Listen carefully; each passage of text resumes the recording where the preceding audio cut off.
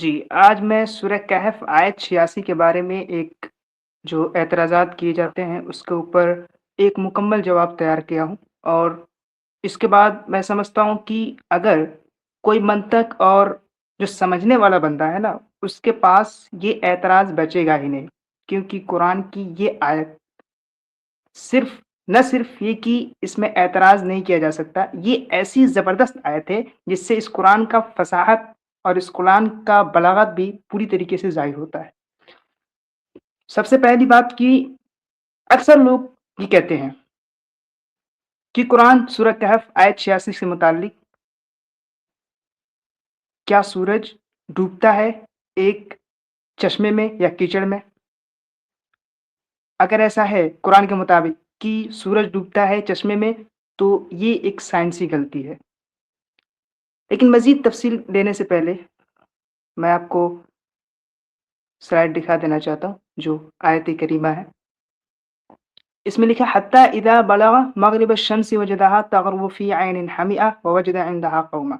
So he followed a course until when he reached the setting of the sun, he found it setting in a muddy spring and found a pupil thereabout. इसमें mainly एतराज़ ये है कि सूरज कैसे किसी चश्मे में डूबा और अगर डूबा तो कुरान में इसकी करेक्शन क्यों नहीं? जैसे कि मैं एक दूसरा स्लाइड दिखाऊँगा। सबसे बड़ा जो क्लेम है यहाँ पे और मेरी एक बार डिबेट भी हुई थी इस टॉपिक पे अंजुम खोखरे नामे शख्स से। उन्होंने 2 क्लेम किए थे और गज़ब की बात ये है कि ये दोनों क्लेम झूठा है और ये झूठा कैसे मैं आगे बताऊँगा। सबसे पहला क्लेम कि इसके जवाब में हम ये कहते हैं कि यहाँ अरबी का लफ्ज़ है वजदा। अब देखेंगे वजदहा तग़रुबु फ़ी ऐनिन हमिअ।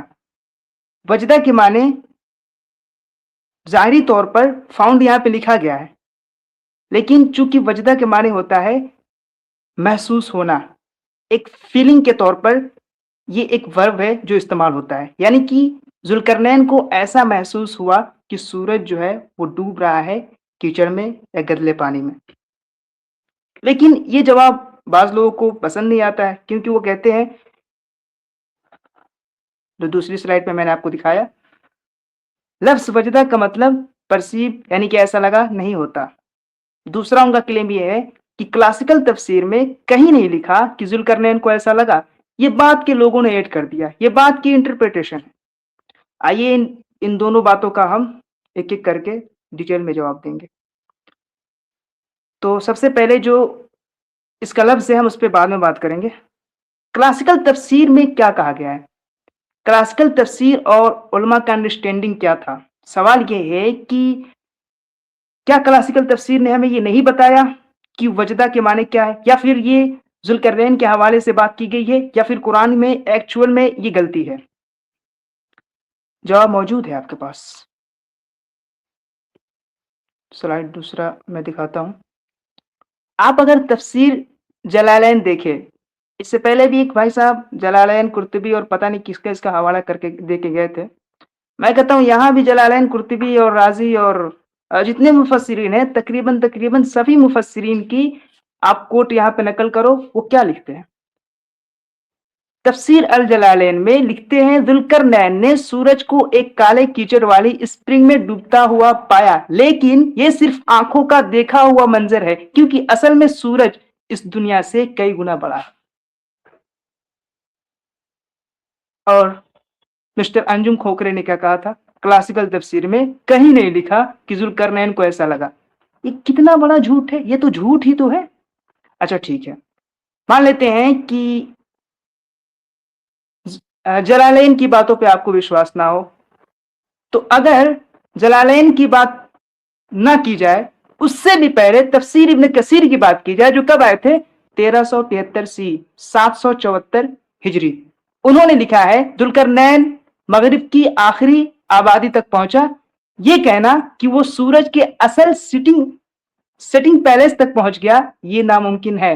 और आगे तफसीर इब्न कसीर आगे लिखते हैं तो उसने सूरज को समुद्र में डूबता हुआ देखा, जैसे हर वो शख्स देखता है जो समुद्र के किनारे खड़ा होता है। सूरज अपनी फिक्स ऑर्बिट में नहीं छोड़ता, सूरज अपनी फिक्स्ड ऑर्बिट कभी नहीं फ़हीम छोड़ता। भाई फ़हीम भाई आप ये कहना चाह रहे हैं कि हमारे मुफ़स्सिरीन कराम ने पहले ही ये बात लिख दी है कि यहाँ पर जब कुरान कह रहा है कि हज़रत ज़ुल्करनैन ने सूरज को गुरूब होते हुए देखा कीचड़ के अंदर, तो वो लिटरल मायनों में हकीकत में सूरज जो है, वो कीचड़ के अंदर नहीं जा रहा था, बल्कि वो हम पर्सीव इस तरह से कर रहे थे या वो इस तरह से पर्सीव कर रहे थे, जिस तरह से हम सूरज को गुरूब होता हुआ देखते हैं। हाँ, बिल्कुल, बिल्कुल, माशाअल्लाह। ऐसा ही है। तो बहुत से लोग ये कहते हैं कि जी क्लासिकल तफ़सीर में ये है, आप लोग तो बस जलेबियाँ बनाते हैं या फिर क्या मतलब कैसा-कैसा लफ़्ज़ इस्तेमाल करते हैं। तो उन लोगों के लिए ये बहुत बड़ा मतलब कि झटका लगेगा सुन कर के कि क्लासिकल तफ़सीर ने अल्हम्दुलिल्लाह पहले ही इस बात का जवाब दे दिया है कि ये ज़ुल्करनैन के हवाले से, ये ज़ुल्करनैन के पर्सपेक्टिव से है, हकीकत के नुक्ते नज़र से नहीं है कि सूरज गदले पानी में डूबता है। इसके अलावा जो फ़खरुद्दीन अल राज़ी है, उन्होंने भी यही कहा, ये ज़ुल्करनैन के हवाले से ऐसा लगा ज़ुल्करनैन को। इसके अलावा अगर आप वजदा की मीनिंग पे गौर करें, तो वजदा की मानिंग कई तरह से है, लेकिन मैं 3 को यहाँ हाइलाइट कर रहा हूँ। इसके जो बेसिक मीनिंग है वो टू फाइंड है। दूसरा meaning perceive, see, discover, to experience, ये उसके माने हैं। और इसकी डिक्शनरी अगर आप देखें, एक डिक्शनरी है the glossary of the Quran by John Sprince, page number 158। इसमें आपको ये परसीव जो मैंने हाइलाइट किया है टू फाइंड, परसीव, यहाँ पे इसका मीनिंग लिखा हुआ है।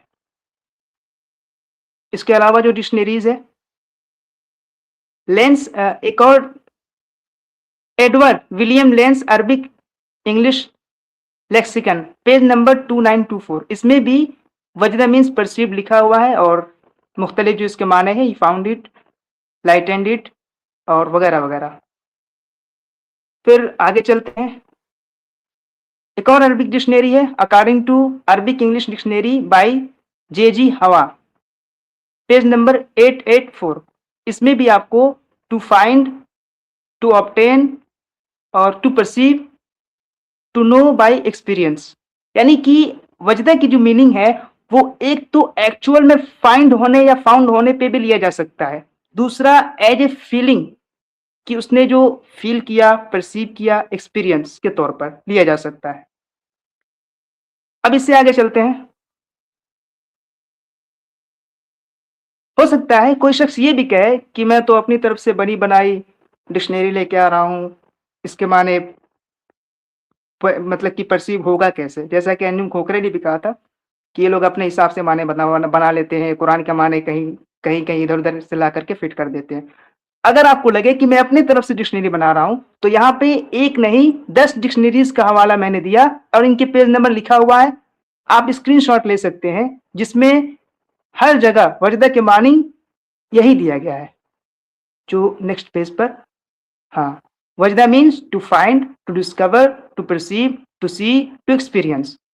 ये माने आपको इन डिक्शनरीज़ के अंदर मिलेगा। आप अगर गूगल पे भी सर्च करें, तो आपको यही मीनिंग दिख जाएगा।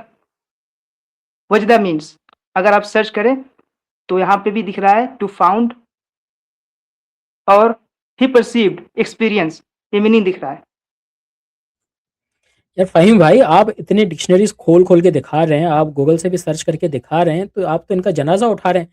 अब ये बेचारे क्या करेंगे जब इस आयत पे एतराज़ करते हैं, तो वो बेचारे कहाँ जाएँगे हाँ, फिर? हाँ, अब आपने बिल्कुल। गूगल इनसे छीन लिया, आपने डिक्शनरीज़ इनसे छीन लिए, सब कुछ छीन लिए, अब बेचारे कुरान पे एतराज़ करेंगे कैसे ये? कुछ तो रहने दें इनके पास। अभी भी इनके पास ऐतराज़ है, अभी भी इनके पास ऐतराज़ है। ऐतराज़ दरअसल ये है कि अब ये लोग छलांग मारेंगे कि नहीं-नहीं कुरान में तो कहीं भी वजदा के माने फ़ील हुआ ही नहीं। डिक्शनरी आप दिखा रहे हो तो बनी-बनाई खिचड़ी है, अभी भी ये लोग कहेंगे। उसका भी जवाब अल्हम्दुलिल्लाह मेरे पास ऐसा है कि इनके पास अब झोला लेके घर जा रहे हैं कि सिवा कुछ बचेगा ही नहीं। इंशाअल्लाह। हाँ, इंशाअल्लाह। तो डिक्शनरीज़ गवाह है। अगर हम एक्चुअल में भी देखना चाहें, सूरज को अगर समंदर के किनारे से देखना चाहें जहाँ समंदर खत्म हो रहा है, तो वहाँ भी कुछ ऐसा ही फ़ील होता है कि सूरज जा रहा है पानी के अंदर, हालाँकि वो पानी के अंदर नहीं जाता। अरबी का लफ्ज़ तग़रुबु, तग़रुबु का माने यही होता है कि जब कोई चीज़ गायब हो जाती है, अंधेरा छा जाती है, तो तगरुबु का लफ्ज़ इस्तेमाल हुआ। गौर करने वाली बात ये है कि वर्थ नोटिसिंग बात, कुरान ये कतई नहीं कह रहा तदखुलू, सूरज दाखिल हुआ समुंदर में, तगरुबु का लफ्ज़ इस्तेमाल हुआ कि वो गुरूब हुआ, ना कि दाखिल हुआ। अगर दाखिल हुआ होता तो फिर तो हम ये कह सकते थे कि हाँ, एक्चुअल में एरर है। लेकिन कुरान की जो फ़साहत है वो इतनी ज़बरदस्त है कि कहाँ क्या लफ्ज़ इस्तेमाल करना है, वाक़ई में अपने आप एक बेहतरीन और उम्दा शाहाना कलाम साबित करता है। आगे चलते हैं।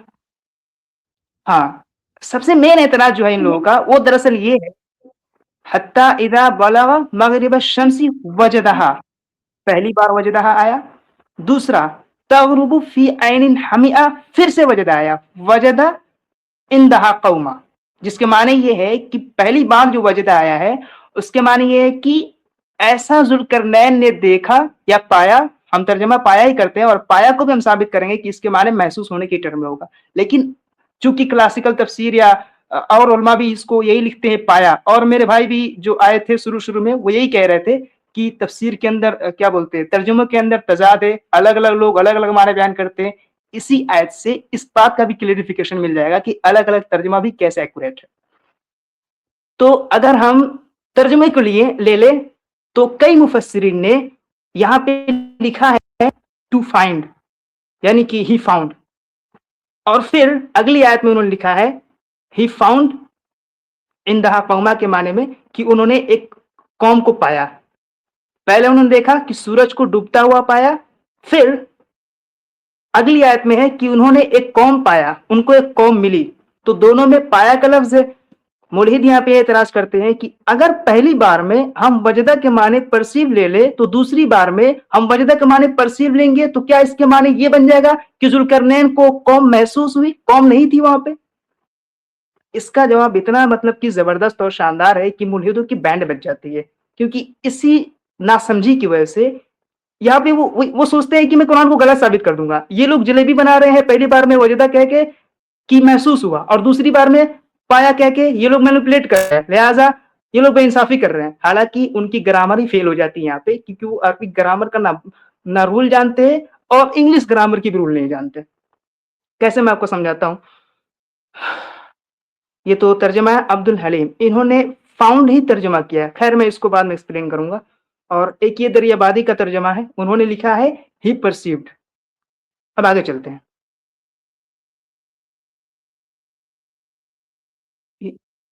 हाँ, इंग्लिश अरबिक ग्रामर पे तो हम बाद में आएँगे, पहले इंग्लिश ग्रामर का एक पोलिज़मी रूल हम समझ लेते हैं। मान लेते हैं कि मैंने एक वर्ब लिया, जिस एग्ज़ाम्पल नंबर 1 सी के हवाले से, सी माने देखना होता है। मैंने कहा I see what you mean and I see a bird under tree. पहली बार जो मैंने सी कहा I see what you mean, ये अंडरस्टैंड के लिए, ये समझने के लिए। दूसरी बार मैंने कहा सी ए बर्ड, ये फिजिकल ऑब्जर्वेशन के लिए, सच में वहां बर्ड है, मैं बर्ड को दिखा रहा हूं। लेकिन पहली बार जो मैंने सी कहा उसके माने देखना नहीं होगा, उसके माने सिर्फ समझना होगा कि मैंने समझा। दूसरा एग्जाम्पल गेट के माने में लेते हैं। I got a pen and I got a point, sorry I got the point and I got a book from him. पहली बार जो गॉट द पॉइंट आया है यह अंडरस्टूड के लिए है। दूसरी बार जो गॉट ए बुक आया है वो रिसीव्ड, एक्चुअल में हासिल करने के लिए है। मैं एग्जाम्पल में दे देता हूं, एग्जाम्पल नंबर 3 जो फाउंड के माने में, और वहां भी फाउंड का ही एक्सप्लेनेशन है। मैंने कहा I found the idea strange and I found a man waiting outside. Found the idea strange, इसके माने होगा परसीव्ड, क्योंकि ये महसूस होने के लिए हुआ, ये महसूस होने के लिए फाउंड मैंने यूज किया। दूसरा फाउंड ए मैन, मैंने एक्चुअल में आदमी को पाने के लिए कहा, तो ये इनकाउंटर्ड है, मेट, एक्चुअल में मिला, यानी कि सेम तो फ़हीम वर्ब भाई फाउंड। तो फ़हीम भाई आप हाँ अंग्रेज़ी ज़बान से आप दिखा रहे हैं कि एक ही जुमले के अंदर 2 दफ़ा वर्ड आया हाँ फाउंड का, पर एक जगह फाउंड का मतलब जो है वो फ़िज़िकली किसी को पाना है, और एक जगह पर उसी फाउंड का जो मायने है वो महसूस करने के, ना कि फ़िज़िकल सेंस में।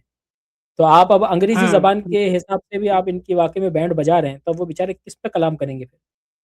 ना इंग्लिश हाँ छोड़ी, हाँ ना अरबी बिल्कुल छोड़ी, बिल्कुल। ना उर्दू छोड़ी, इनके बेचारे कहाँ से गलती निकालेंगे फिर? हाँ बिल्कुल, वही देखते हैं। ये लोग अभी भी कूदेंगे, नहीं नहीं नहीं, ये तो कुछ और बता रहा है कुछ और यहाँ पे होगा। खैर, अगर इन लोगों की बातों को थोड़ा-सा भी हकीकत होती, तो गूगल डिक्शनरी तो झूठ नहीं बोलेगा ना। आइए गूगल डिक्शनरी देख लेते हैं। मैंने उसको ट्रांसलेट भी किया।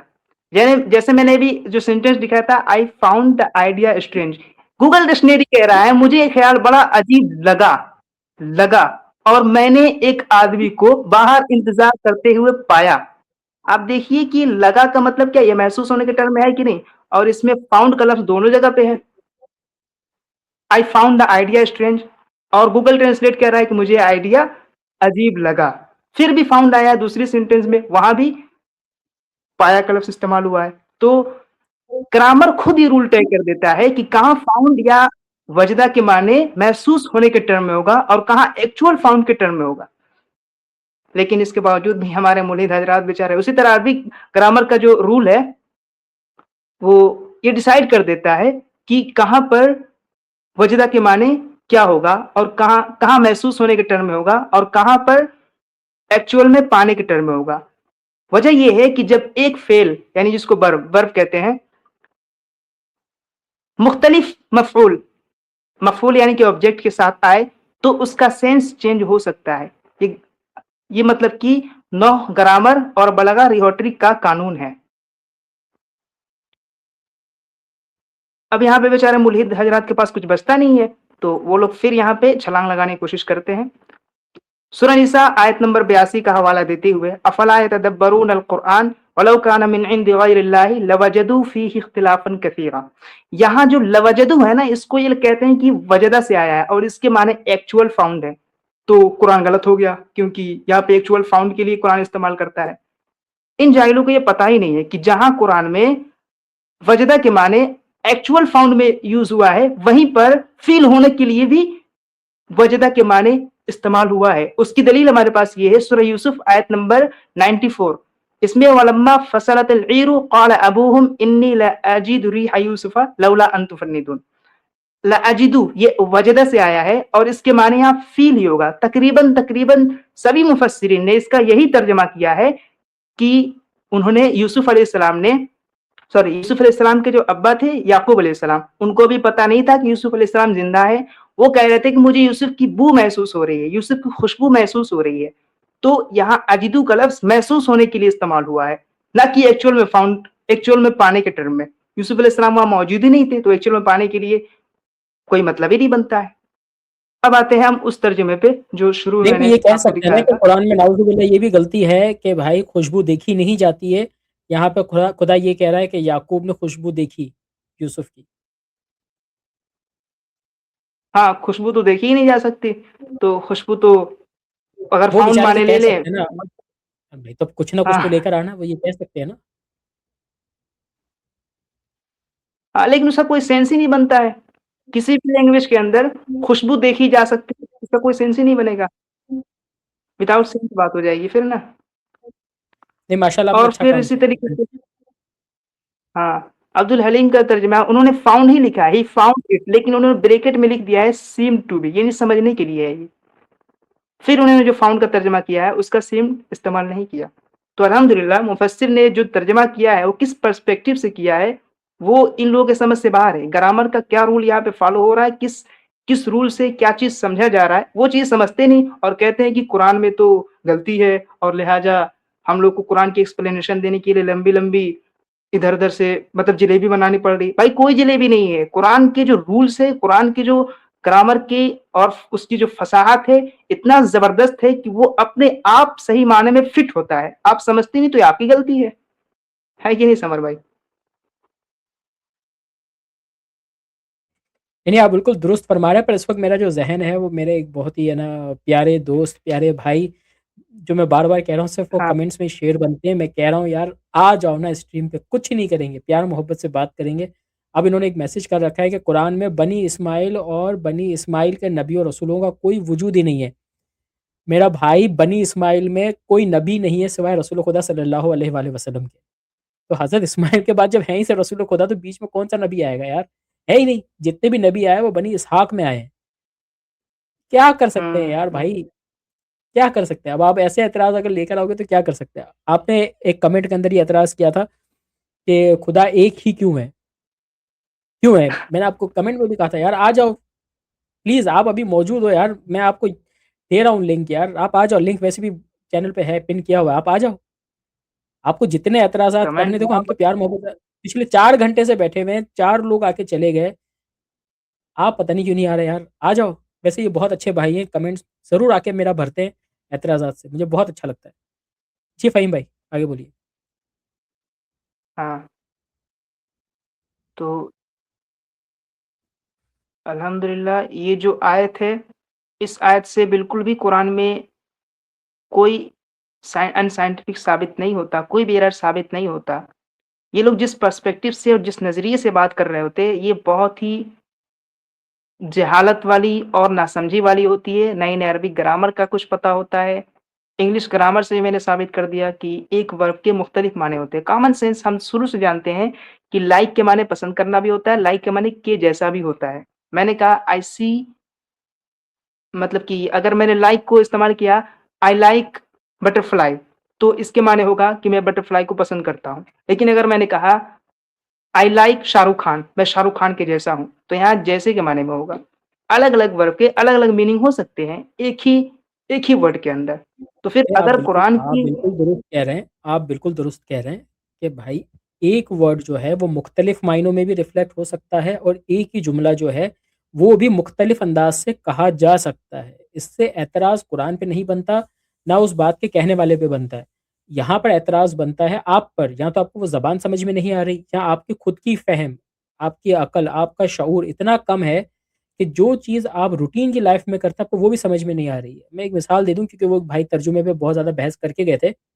लेट्स सपोज़ कि अगर हुँ, मैं ये हुँ। कहता हूँ कि my name is summer Abbas, ये एक ही चीज़ जो है ये कितने तरीके से कही जा सकती है? कम से कम 2 तरीके से आप कह सकते हो इसी एक बात को।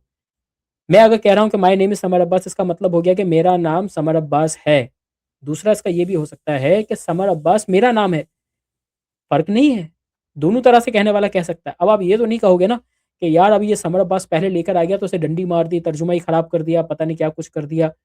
यार ऐसे नहीं होता है, ठीक है? थोड़ा-सा लॉजिक, अब मैं फ़हीम भाई की इस मेहनत से बहुत ही ज़्यादा है ना खुश हूँ कि है ना माशाल्लाह से जिस तरीके से उन्होंने प्रेज़ेंटेशन बनाई है, यानी इन्होंने डिक्शनरी खोल के दिखाई, इन्होंने इंग्लिश नहीं छोड़ी, इन्होंने हमारे मुफ़स्सिरीन को लिया, जदीद को लिया, कदीम को लिया, सबको इन्होंने ले लिया।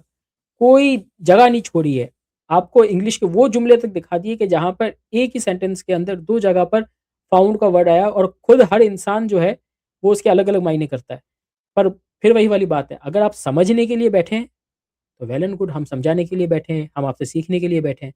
अब जैसे ब्रदर एम आए थे, उनकी बात से मैं एग्री नहीं करता, उन्होंने कहा मैं रिसर्च पेपर दूँगा, मैंने उनसे माँगे, मैंने कहा आप दो, हम देखेंगे। पर अगर कोई ज़िद बहस के लिए आया है, तो हम इसके साथ कुछ कर नहीं सकते। मैं फ़हीम भाई कुछ रहता है आपका, क्योंकि हमारे पास कोई ओपिन भाई भी आए, मैं ओपिन भाई से पूछना चाह रहा हूँ कि वो हैं कौन? आपका हो गया या अभी कुछ रहता है? हाँ, मेरा हो गया। हाँ, ठीक है, मैं अब इजाज़त चाहूँगा आपसे। अच्छा, शुक्रिया, बहुत अच्छी जी। प्रेज़ेंटेशन थी माशाल्लाह से, बहुत उम्दा, ठीक है?